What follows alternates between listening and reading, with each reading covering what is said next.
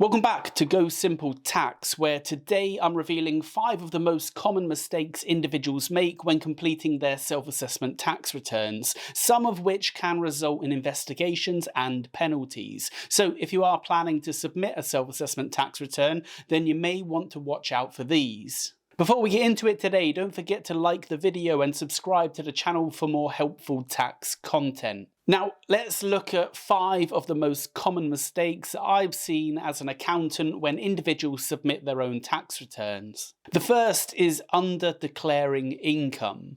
One of the most common problems I see is where the taxpayer fails to report all sources of income to HMRC. In most cases, this isn't deliberate, rather it's caused by a lack of understanding of how the tax return works.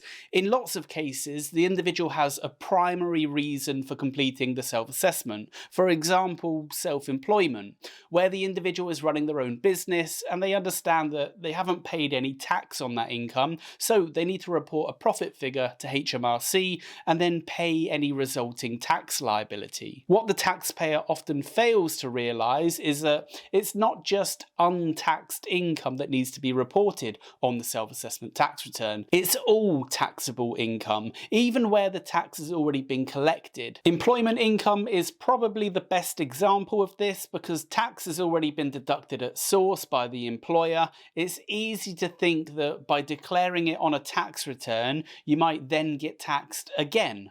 Of course, that isn't the case, and HMRC would take into account any tax that has already been suffered. In this case, though, where the individual has both employment and self-employed income in the tax year, they would need to report both, as the amount of income from employment will determine the rate of tax that gets applied to the self-employed income. One way that HMRC are helping individuals to avoid this mistake is by highlighting certain information that they already hold on the taxpayer, such as details of income received via employment. This information is then automatically entered to the tax return, but can be amended or even removed by those completing it. The only problem is, this feature doesn't actually work for 100% of taxpayers, and it means only some users will see their employment income auto-populated. Others will need to input the details manually from their P45 or P60. What is for sure is that when it comes to employment income, thanks to the introduction of RTI, which is where employers report payroll information to HMRC in real time, you can guarantee that HMRC are already aware of how much you earned via employment and how much tax you paid. So if you were to leave this information off your tax return, then it is highly likely to cause an investigation and result in penalties. The second mistake I see a lot of is oversharing. For the most part, the self-assessment tax return is structured in a way that allows the user to answer a question yes or no, or to enter a figure. So you might think that there isn't much opportunity to overshare.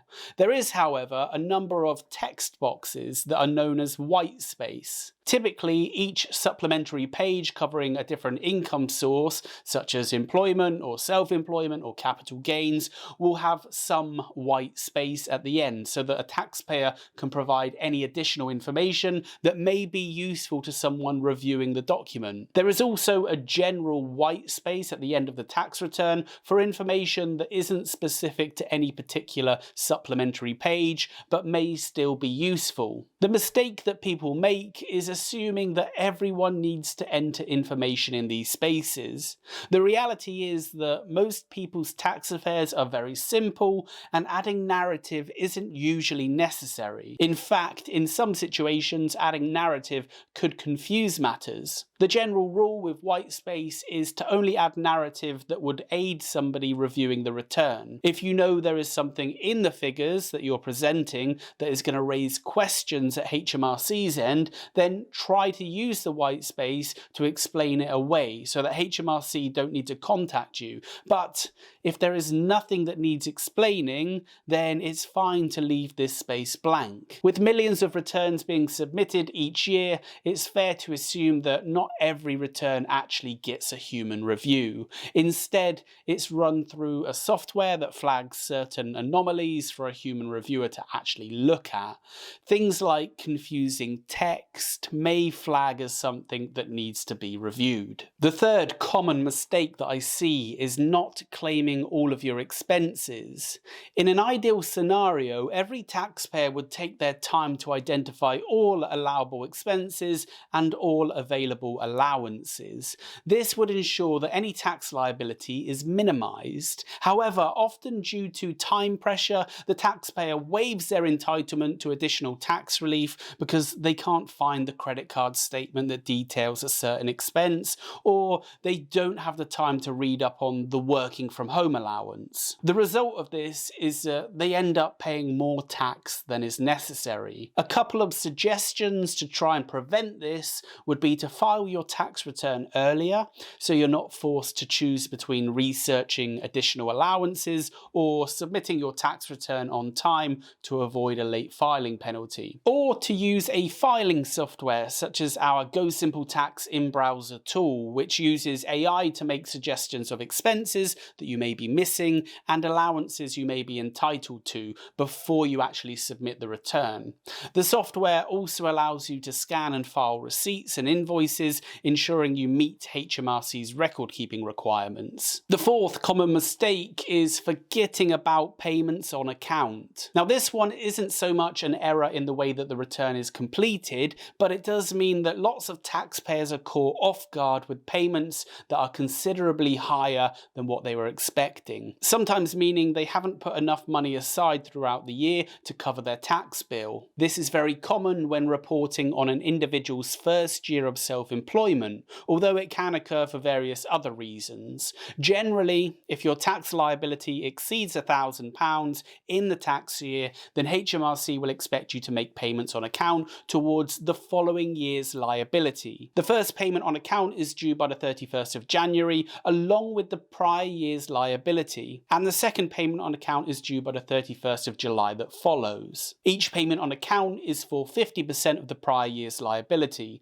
and both payments on account will be deducted off any liability of the following year. This means that once you're up and running, the tax liability you're reporting on a self-assessment tax return has usually, for the most part, been settled already by the two payments on account that you made in the previous January and July. There may be a small balancing payment or a refund as your tax liability fluctuates from year to year, but this tends to be minimal where income is more stable and predictable. The problem arises in year one though, as you won't have made any payments on account in the previous year. As a result, the taxpayer will have to settle their first year's tax liability in full by the 31st of January and then pay another 50% again on top of this. As you can imagine, a tax bill 50% higher than what you might have been expecting might come as a shock. So it's best to educate yourself early in the process of self-assessment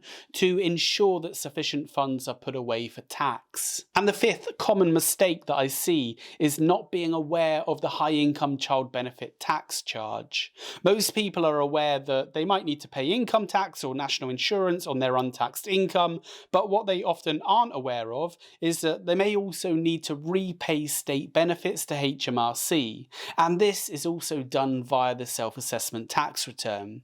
The high income child benefit tax charge applies to anyone earning over £60,000 where they or their partner have been claiming child benefit during the tax year. Just be aware that means that even if you haven't received any income from child benefit yourself, then you may still need to pay the charge. Where both parties earn over £60,000, it is the higher earner that suffers the charge. The charge is equivalent to 1% of the child benefit for every £200 over £60,000 that you earn. And this means that anyone earning £80,000 or more will have to repay the full amount of child benefit that they received in the tax year. Child benefit currently equates to £25.60 per week for a first child. So even a parent to a single child could find themselves saddled with an unexpected high income child benefit tax charge of £1,301.20 in the 24-25 tax year. Parents to multiple children receive additional payments and would potentially have more to repay. Many parents who earn over £80,000 avoid claiming child benefit altogether to ensure that they don't have the added hassle of completing a self-assessment tax return and paying the charge. Those were the 5 most common mistakes that I see from people preparing their self-assessment tax returns. I hope you found that useful. Thank you for watching. See you next time.